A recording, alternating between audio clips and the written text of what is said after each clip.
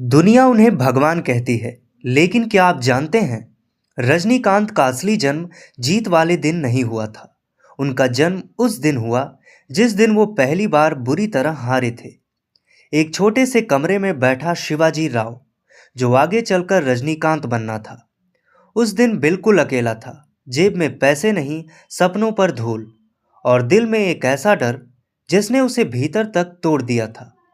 उसने bus conductor की नौकरी की थी, लोगों के टिकट काटे थे, अपमान भी झेले थे।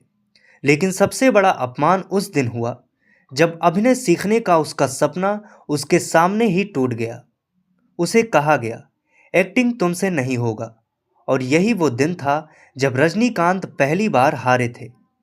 शिवाजी की जीत हार दुनिया नहीं देख रही थी, लेकिन उसके अंदर एक ऐसा संघर्ष चल रहा था जिसने उसकी जिंदगी की दिशा बदल दी।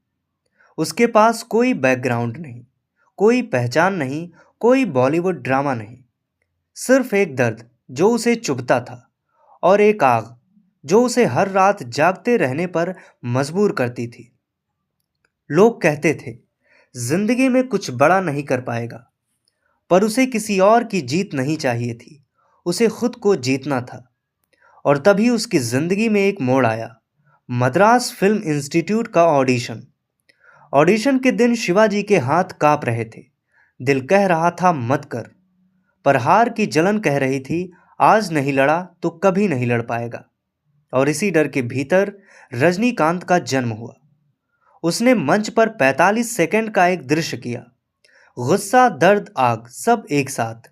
स्टेज पर सन्नाटा, और जूरी के बीच बैठे थे के बालाचंदर। उन्होंने सिर्फ एक लाइन कही, you have fire, come to me. और यहीं से शुरू हुई वो कहानी जिसने भारत में नहीं दुनिया में एक नाम गूंजा, रजनीकांत। एक हार जिसने उसे तोड़ा था, वही हार उसकी सबसे बड़ी जीत बन गई। आज लोग कहते हैं रजनी इज गॉड, पर सच्चाई यह है, उन्होंने भगवान बनना नहीं चाहा। उन्होंने सिर्फ हार मानने से इनकार किया। और इंसान जब हार को जीत में बदल देता है, दुनिया उसे थलाइवा कहने लगती है। तो बताइए, क्या राजी रहना बेहतर है, या एक बार टूटकर अपने अंदर के रजनीकांत को जगाना?